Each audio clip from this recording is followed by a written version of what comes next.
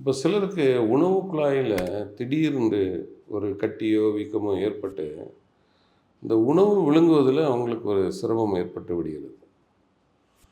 இப்போ நாள்பட பார்த்தீங்கன்னா அவங்களுடைய ஹெல்த் அப்படியே ஸ்லோவாக டவுன் ஆகிட்டே போகுது. அவங்களுடைய எடை குறைபாடு ஏற்படுகிறது. கிராஜுவலாக அவங்க டயட் வந்து அப்படியே மாறுது. அதாவது சாலிட் ஃபுட்டு எடுக்க முடிஞ்சவங்க லிக்விட் ஃபுட்டாக தான் எடுக்க முடியுது. அப்புறம் ஃபைனலாக தண்ணி தான் அவங்களால குடிக்க முடியுது. ஸோ இந்த மாதிரி நிலைமைகள் ஏற்படுகிறது.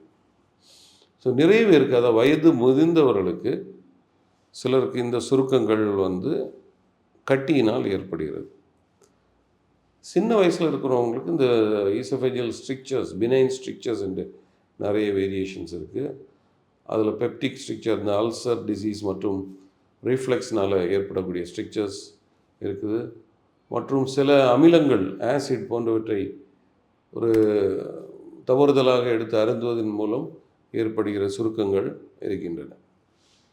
ஸோ இனிஷியலாக பார்த்தீங்கன்னா இந்த மாதிரி பினைன் ஸ்ட்ரிக்சர்ஸ் எல்லாம் நம்ம எண்டோஸ்கோபிக் டயலட்டேஷன் என்று சொல்லுவோம். கருவி எண்டோஸ்கோபி வழியாகவே கருவிகளை செலுத்தி அதை பிரித்து விடலாம். அப்புறம் நாள்பட போகும்போது சிலருக்கு அந்த விரிசல் நன்றாக ஆகி அது குழாயை வந்து நன்றாக மெயின்டைன் ஆகிறது. ஸோ அப்படி ஆகும்போது அவர்களால் டயட் நார்மலாக எடுக்க முடியும். இந்த வயது முதிர்ந்தவர்களுக்கு பார்த்திங்கன்னா இந்த கட்டி வந்ததுனால அடைப்பு ஏற்படுகிறது. கட்டி ஏற்படும் போது அதில் மெயினாக தெரிய வேண்டியது இதோட என்ன ஸ்டேஜில் இருக்குது. இந்த ஸ்டேஜ் வந்து இப்போ அந்த உணவு குழாயில் மட்டும் இருக்குதா, இல்லை பரவி இருக்குதா, 1ல் இருக்கா, 2ல் இருக்கா, 3ல் இருக்கா, 4ல் இருக்கா, இந்த ஸ்டேஜை வந்து நம்ம முதல்ல நிர்ணயிக்க வேண்டும்.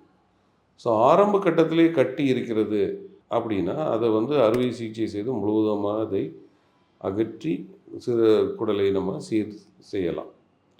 கொஞ்சம் லோக்கலி அட்வான்ஸ்டாக இருக்குது, சில நெறிக்கட்டிகளெல்லாம் இருக்குது அப்படின்னா நம்ம அதற்கு வந்து நியோ அட்ஜுவன்ட் ட்ரீட்மெண்ட் என்று சொல்வார்கள். ஆரம்பத்திலேயும் வந்து மருந்து இல்லை கதிர்வீச்சுகளை செலுத்திவிட்டு பின்னர் அதை அறுவை சிகிச்சை செய்து கிளியர் பண்ண வேண்டும். இல்லை லோக்கலி அட்வான்ஸ்ட் ஆர் அன்ரிசெக்டபிள், அதாவது முக்கியமான இரத்த குழாயில் போய் ஒட்டிக்கிச்சு, மூச்சு குழாயில் ஒட்டிக்கிச்சு, இந்த மாதிரி அந்த கட்டியுடைய தன்மை வந்து வீரியத்தன்மை ரொம்ப கூடுதலாக இருந்ததுன்னா அது வந்து அறுவை சிகிச்சை செய்து அகற்ற இயலாத ஒரு சுச்சுவேஷனில் இருக்குதுன்னு அர்த்தம். இந்த மாதிரி இருக்கும்போது நம்ம பேலியேஷன் அப்படி என்று சொல்லுவோம். பேலியேஷன்னா அவங்க இயற்கையாகவே நார்மலாக உணவு சாப்பிட்ற மாதிரி அதற்கு வந்து ஒரு வழியை ஏற்படுத்துதல்.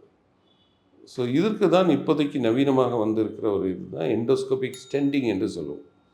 அதில் நவீனமாக இப்போ அந்த செல்ஃப் எக்ஸ்பேண்டிங் மெட்டல் ஸ்டென்ட், அதாவது ஒரு சுருங்கிய ஒரு ஸ்ப்ரிங் மாதிரிப்பட்ட ஒரு டிவைஸ் நம்ம உள்ளே வச்ச உடனே அது தானாக எக்ஸ்பேண்ட் ஆகி அந்த உணவு குழாயுடைய லூமனை வந்து அது மெயின்டைன் பண்ணுது. ஸோ இதை வந்து எண்டோஸ்கோபி வழியாகவே நம்ம சியாம் கைடன்ஸில் வந்து அதை வந்து அந்த கட்டியின் அடைப்பை இந்த ஸ்டென்ட் வழியாக நம்ம வந்து சரி செய்ய முடியும். இதனால் வந்து வயது முதிர்ந்தவர்களும் அறுவை சிகிச்சை செய்ய வாய்ப்பில்லாதவர்களும் இல்லை மயக்க மருந்து கொடுத்துறது ஃபிட் இல்லாமல் இருக்கிறாங்க, அந்த மாதிரிப்பட்டவங்களும் இந்த உணவு குழாய் கட்டியினுடைய தன்மையிலிருந்து ஈடுபட்டு அவர்களும் வாய் வழியாக இயற்கையாக வந்து உணவை அருந்தி அவர்களும் நலமாக இருக்க முடியும்.